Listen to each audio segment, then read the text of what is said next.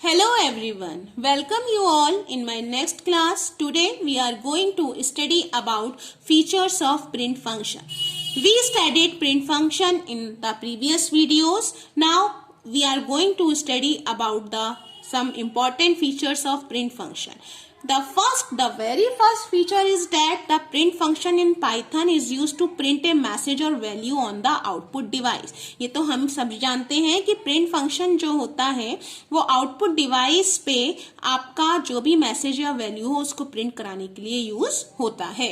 दूसरा, it convert the message or an object into a string before writing it on the screen. जो भी message या जो भी ऑब्जेक्ट है प्रिंट फंक्शन उसको पहले स्ट्रिंग में कन्वर्ट कर जाता है, बाद में उसको स्क्रीन पे राइट करवाता है. ठीक है.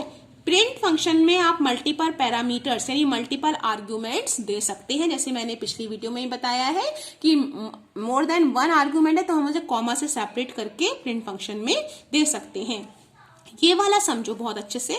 It support multiple escape sequence. Escape sequence क्या होते हैं बेटे? जैसे कि तुम्हारा न्यू लाइन, इसको व्हाइट स्पेस करेक्टर भी कहते हैं. व्हाइट स्पेस करेक्टर इसलिए कहते हैं क्योंकि ये नॉन ग्राफिकल करेक्टर होते हैं. नॉन ग्राफिकल मतलब ये हो गया बेटा कि आप उन्हें प्रेस करेंगे तो उनका रिजल्ट तो शो होगा लेकिन वो पर्टिकुलर करेक्टर प्रिंट नहीं होगा. जैसे तुम्हारा एंटर की है, एंटर की तुम्हारा क्या है? एंटर की तुम्हारा नॉन प्रिंटेबल करेक्टर है. नॉन प्रिंटेबल मतलब उसका एक्शन तो परफॉर्म हो जाता है कि कर्सर नई लाइन में आ रहा है, लेकिन क्या वो कभी प्रिंट होकर तुम्हें दिखता है? नहीं ना. इन्हीं को एस्केप सीक्वेंसेस कहते हैं. तो एस्केप सीक्वेंसेस का यूज हम आउटपुट को फॉर्मेटिंग के लिए यूज होते हैं. जैसे स्लैश एन बैकवर्ड स्लैश होता है, याद रखना. और एस्केप सीक्वेंसेस हमेशा सिंगल क्योट या डबल क्योट में दिए जाते हैं, ये भी याद रखिएगा. फॉर बैकवर्ड स्लैश और एन ये होता है न्यू लाइन, नई लाइन के लिए. स्लैश टी हो गया टैब स्पेस, यानी कि जैसे तुम कॉलम वाइज इंफॉर्मेशन डिस्प्ले कराना चाह रहे हैं तो ये टैब स्पेस क्या यूज होगा? टी, है ना. स्लैश आर कैरेज रिटर्न, यानी कि एंटर प्रेस करने के लिए स्लैश आर एस्केप सीक्वेंस हो सकता है. अब सेपरेटर्स पढ़ेंगे. प्रिंट फंक्शन में हम सेपरेटर्स का ही मतलब हो गया कि जो कि सेपरेट करे वैल्यूज को. तो using comma operator, when you use comma operator as the separator among the values are displayed with a space between them.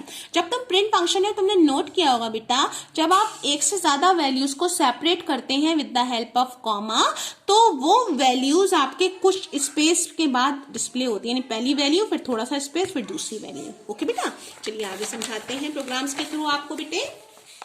जैसे ये वाला प्रोग्राम देखते हैं. ए में 10 है, बी में 20 है, सी में 100 स्टोर कराया.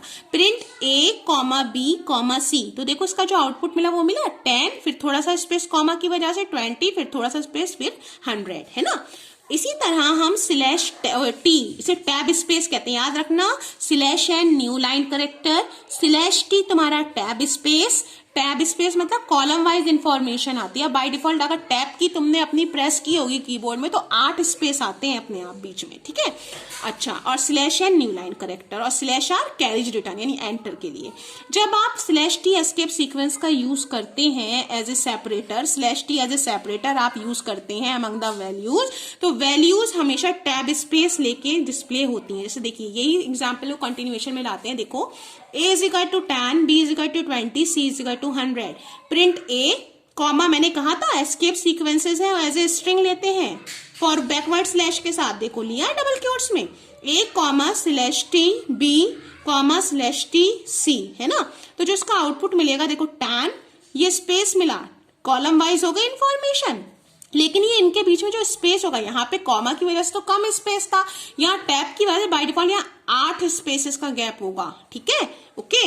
अब न्यू लाइन से क्या होता है? न्यू लाइन करेक्टर पाइथन से एंड ऑफ लाइन मार्क होता है और न्यू लाइन स्टार्ट होती है. तो पाइथन में न्यू लाइन करेक्टर यूज होता है अलॉन्ग विद इनपुट फंक्शन और with print function. Okay. Input function में भी यूज होता है और प्रिंट फंक्शन में भी. तो स्लैश एन लाइन एज हमारा कैसे यूज होता है? As a new line character in Python. देखो जैसे ए में 10 स्टोर कराया, बी में 20, सी में 100. फिर हमने लिखा print a slash n comma b slash n c. देखा ये एस्केप सीक्वेंस है तो एज ए स्ट्रिंग लिखा जाएगा, याद रखना है ये बात बेटा. अच्छा, तो ये बैकवर्ड स्लैश के साथ यूज हुआ है ना. तो जब प्रिंट होगा 10 स्लैश एन की वजह से नई लाइन, उसमें 20 आया, फिर नई लाइन, फिर 100 आया। ठीक है, अब चलिए कुछ एग्जाम्पल ले लेते हैं बेटे।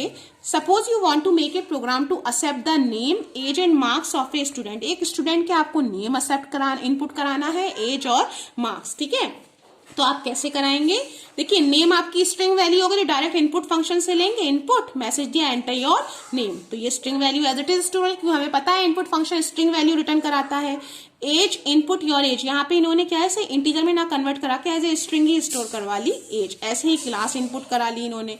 अब जब इसको ये प्रिंट कराएंगे, your name is name, print your age is age, print your class, ये तो मैसेज आ गया, योर नेम इज नेम में आपने जो डाला होगा वो वैल्यू आ गई।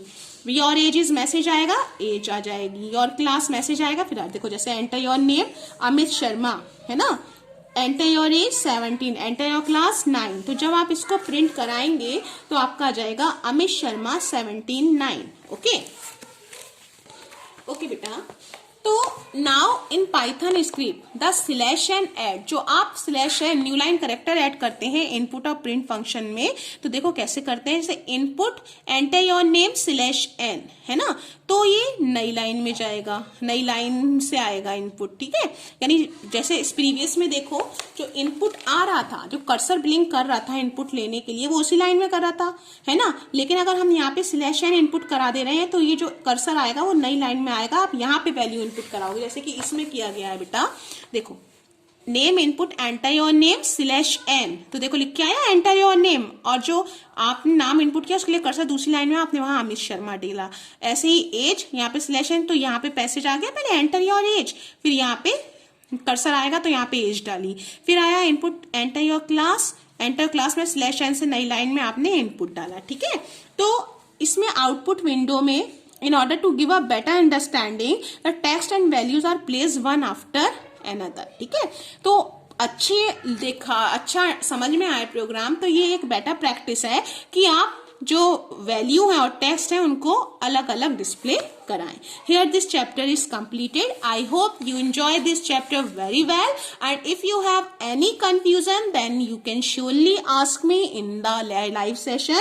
Till then, take care. Bye bye.